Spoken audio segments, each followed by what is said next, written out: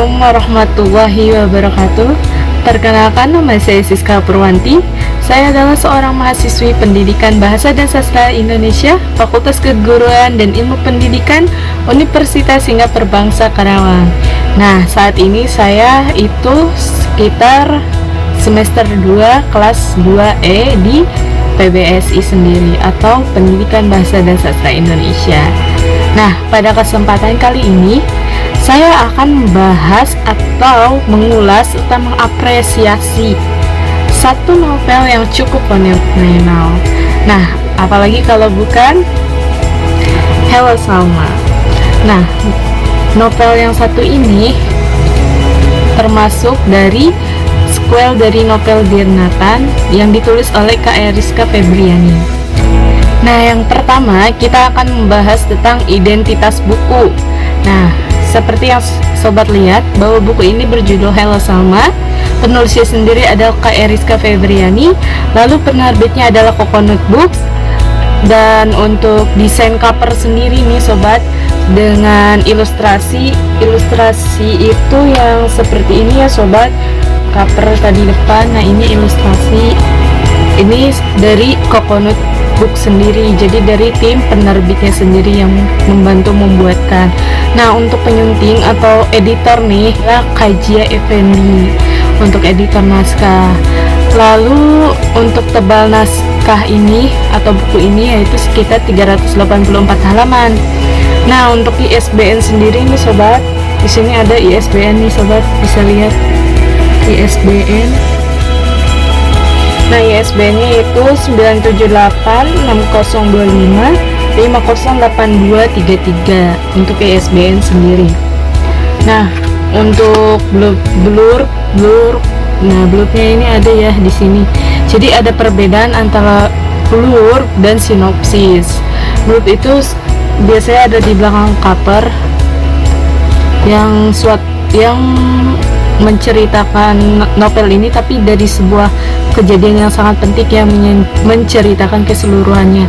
Nah, kalau sinopsis itu biasanya rangkuman isi cerita sendiri. Nah, selanjutnya kita akan membahas tentang rangkuman ceritanya ini sobat ya.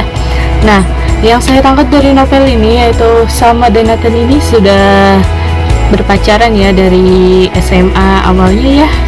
Salma menolak untuk berpacaran, apalagi Salma adalah seseorang yang sangat serius dalam belajar dan dia menolak untuk berpacaran karena ingin fokus kepada pendidikan. Sedangkan Nathan adalah seseorang yang karakternya itu bisa dibilang dia adalah seseorang yang bebas gitu kan. Dia mengekspresikan dirinya yang membuat Salma mungkin sebenarnya ini saling melengkapi menurut saya pribadi. Ada saling melengkapi, menceritakan tentang kehidupan Salma sih di novel yang satu ini dibandingkan di yang Dirnatan ya sobat semua. Untuk lebih jelasnya sobat semua bisa membacanya, jadi jangan lupa untuk membelinya lalu membacanya sobat. Tapi ingat, jangan membeli yang bajakan, hargai hak cipta orang lain.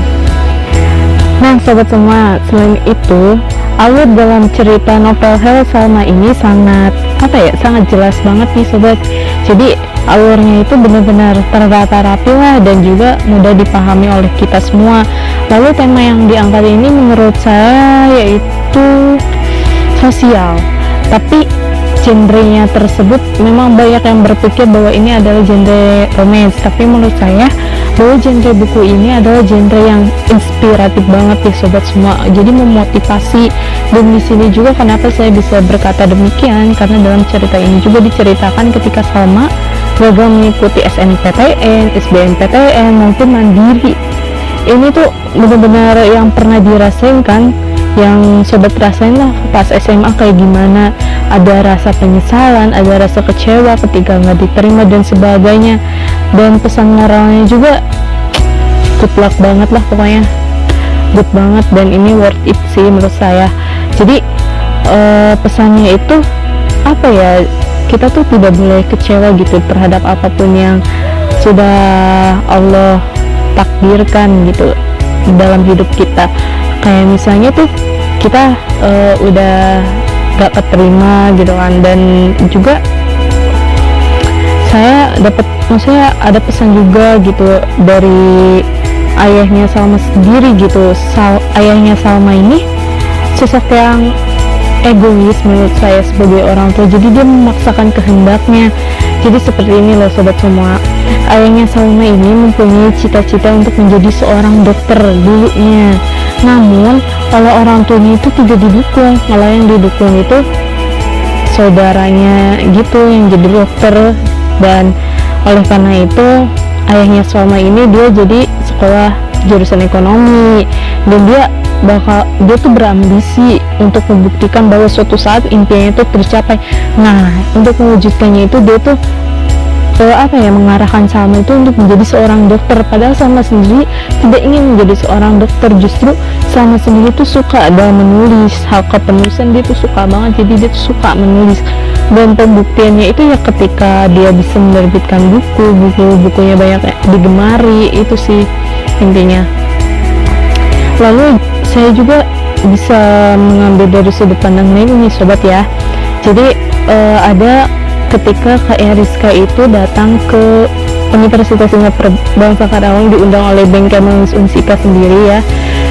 Itu adalah esko di bawah naungan prodi kami sendiri, Unsika, prodi PBSI. Nah, di situ Kak Eriska bilang bahwa sebagian novel ini juga ada maksudnya dalam hidup saya gitu, terinspirasi dalam hidup saya. Contohnya ketika kata Teh Eriska bilang bahwa beliau itu dilarang oleh kedua orang tuanya untuk menulis, jadi sempat dilarang buat apa lo menulis segala macam seperti itu. Jadi ini benar-benar worth it banget, terus banyak banget lah pembelajarannya, terus tentang gerakan be yourself gitu kan, kayak mencintai dirimu sendiri gitu. Jadi jangan patah semangat dalam hidup ini. Tapi ini benar-benar luar biasa sih dalam segi kisah ya, maksudnya tentang hidup ini. Kenyataannya seperti ini loh, kayak kenyataannya itu pahit hidup itu sebenarnya, tapi ya harus tetap kita jalani gitu apapun yang terjadi gitu. Jangan lari dalam masalah, jangan mengurung diri. Terus juga pertama nih ya sobat semua, kalau ada masalah tuh harus bisa berbagi juga gitu. Terus juga sebagai orang tua juga jangan memaksakan kehendak. Jika anaknya memang tidak ingin menjadi seorang dokter dan ingin menjadi seorang penulis, ya kita sebagai orang tua harus mendukung. Lalu yang ketiga itu jangan pernah putus asa, jangan pernah menyalahkan takdir. Jadi kita harus bersyukur, harus menerima apapun yang telah Allah takdirkan dalam kehidupan kita. Lalu apa ya? Nah, terutama kisah percintaan Salma dan Nathan ini loh sobat. Jadi Salma ini menurut saya dia tidak mengikuti kata hati gitu pada awalnya. Jadi dia dengan mudahnya dia mengucapkan kata putus berulang kali kepada Nathan. Nathan sabar loh ya, di sini Nathan sabar walaupun mungkin dia adalah orang yang ya seperti itulah. Dari diri Nathan sendiri ini benar-benar beda banget dari diri Nathan. Ceritanya di Hero Salma tuh benar-benar kita tuh mengerti banget gitu loh siapa ini Salma itu latar belakangnya seperti apa gitu loh sobat. Jadi di sekolah ini kita tuh bakal tahu sisi dari Salmanya sendiri selain dari Nathannya gitu. Ini inspiratif banget sih dari Halo Salma ini. Menurut saya ini lebih inspiratif dari Dear Nathan yang telah saya baca ya sebelumnya menurut saya, karena dari sisi Salmanya sendiri gitu. Itu sih kalau menurut saya. Mungkin sekian ya sobat semua untuk buku Halo Salma yang telah saya ulas. Kurang lebihnya saya mohon maaf. Wassalamualaikum warahmatullahi wabarakatuh. Goodbye.